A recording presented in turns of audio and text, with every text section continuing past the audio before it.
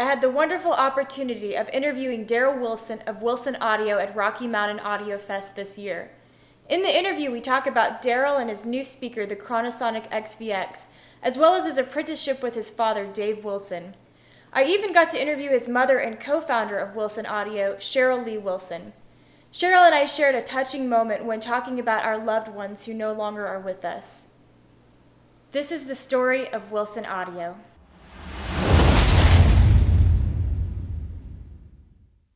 I was wondering about Wilson Audio today. How large is the company? Because I'm always surprised about these audiophile companies that some of them, the people behind them, there's a few people, or some of them may have several people behind it, or several hundred. Yeah.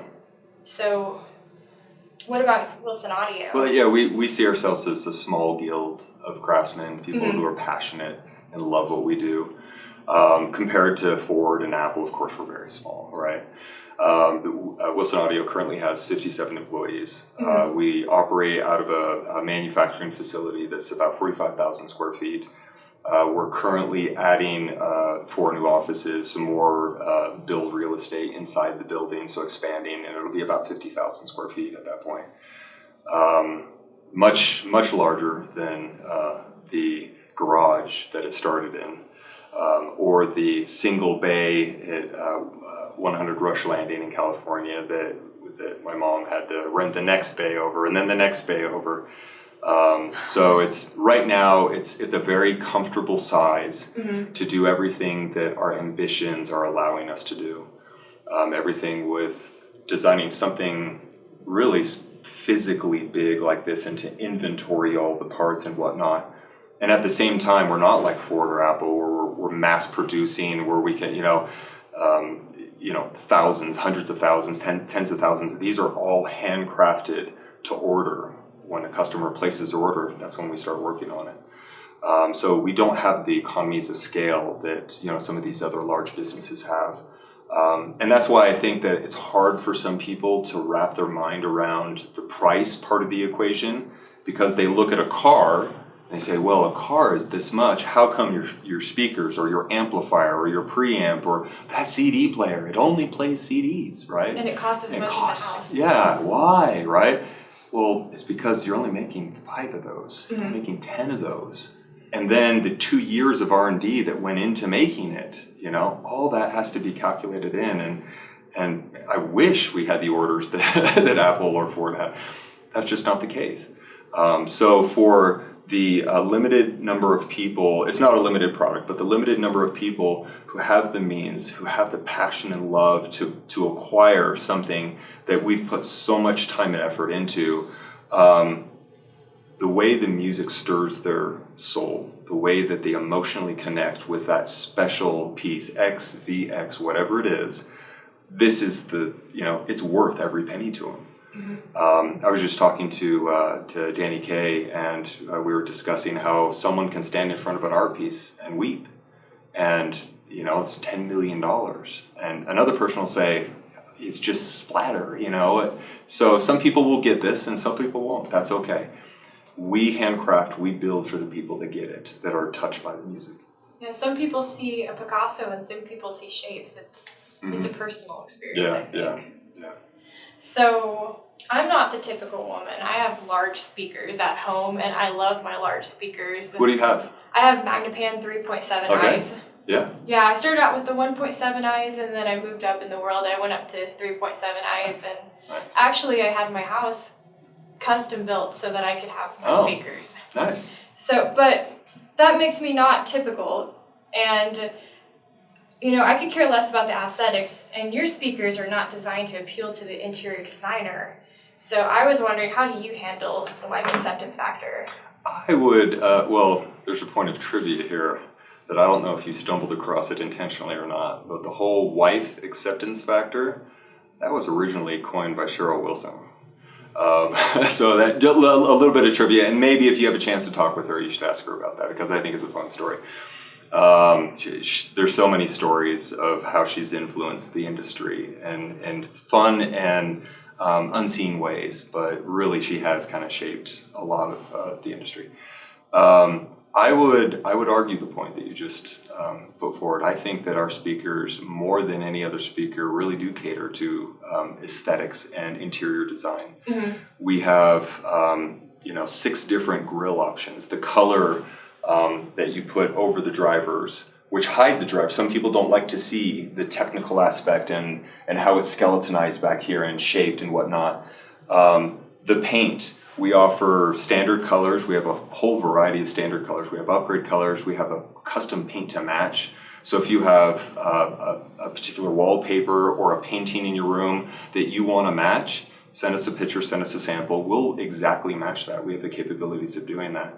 Wow. And then a new paint option. It's a pearl type paint option that we developed for the launch of the XVX. It has a depth and a richness that really you don't see anywhere else. So once again, I think that if a person loves audio, if they love connecting with music through what I think is beautiful gear, and they have a particular palette that either their wife or they want to build to, we can accommodate that. So I think it's easier with this product, with Wilson Audio products that are painted, to do that. So. You're doing a lot on the front of the wife acceptance factor then, as far as I've seen a lot of manufacturers that are not, and so it's not accepted to have large speakers in your house, but that's really cool to hear that you can even custom paint or send a custom design to you guys. That's really cool. Yeah, I like that. Yeah, the paint to match program, I think it's a little underutilized because maybe people just don't know. Maybe we need to talk about that more, but our abilities and the last expansion we did where we added downdraft paint booths and whatnot. And you can see all this stuff online. We have lots of videos on our YouTube channel, on our website, that show really our reinvestment into the company for these capabilities. So how would you go about doing that if you wanted to have a custom paint job on your Wilson speaker? Mm-hmm. Is that something you can do from your site, or you can call in the order? Well, the customer would work with their dealer, mm-hmm. and the dealer would indicate to us, hey, this customer has this special request for paint. They would get samples or give us numbers of paints, SKU or whatever the number indicator is. We would search it out. We give them samples. We actually paint it. We send them back several samples and they choose. So they have these paint samples that they can put up against whatever they're trying to match. And then if they have feedback to us, we further customize it to make sure the customer's happy. And you sell through dealers solely? Yeah, we have the best dealer network and distributor network in the world. And it's been honed and refined and developed over 45 years. We're distributed in over 44 countries around the world. Wow. So you are completely, well, not completely, but you are pretty global. You could say that. Yeah. Yeah. So I did want to know, do you make your parts in-house for your speakers? That's a good question. A lot of our parts, we work with the vendors to have them custom built to us for our specific needs, such as the material. We don't have a pressing plant that takes composites and is able to mix the composites and press and do all that stuff. We work with the vendor where we say, here are the specifications, this is what it needs to do. They create the soup, they make it, and then press it, send it to us. And then with our, we have very sophisticated laser systems and vibration measurement devices that analyze and we profile the different materials that we get. From that, we provide feedback and we say how we want to change it so it fits the application. Then we get to an area where we say, okay, we like this, and then we start building enclosures out of it and we start listening to it. Based off of the listening, then we make further refinements. So no, we don't make the material. We get the material in sheets, just like other companies get their raw materials in sheets. And we have a very cool dual table CNC machine that sculpts out all the pieces. The metal, we have 3 different machine shops that we work with to source. We have a lot of different metal. the way that we utilize metal, the way we utilize various composites, it's very strategic, and it's very application specific. The material on the front of a mid-range baffle is different than the material on a woofer baffle. And it's based off of measurements, and then after all that pans out, it's based off of how it sounds. The way that we dampen the metal with this X material, the X material covers, how we strategically put new material, which is something we can talk about, this new V material, between the gantry assembly and the woofer, and that acts as kind of a barrier for vibrations coming up from the woofer.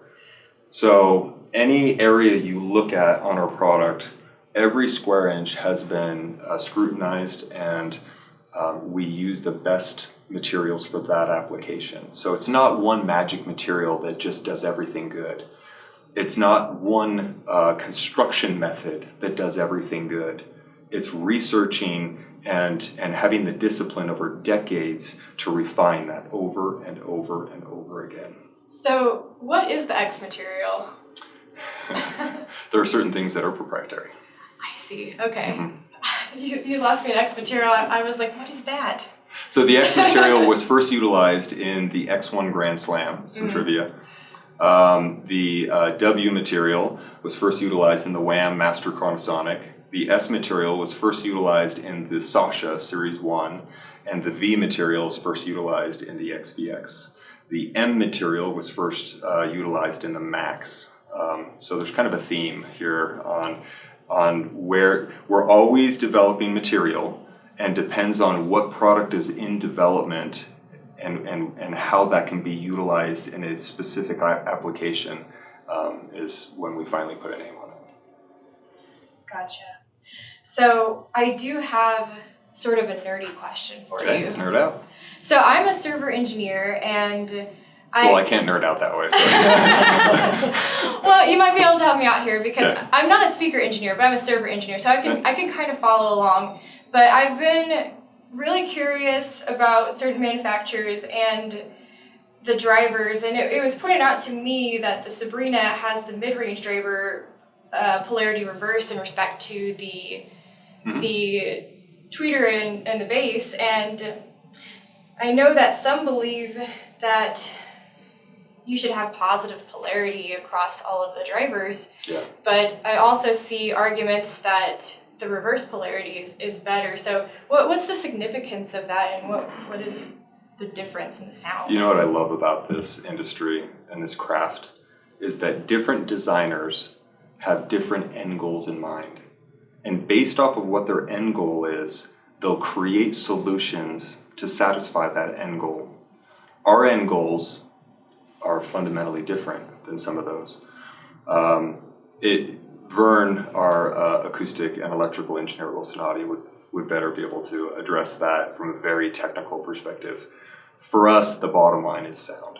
I agree with your approach, how interviews and just talking with people, where it's very spec driven, or it's product driven, and meandering outside of that kind of comfort zone. I like that approach.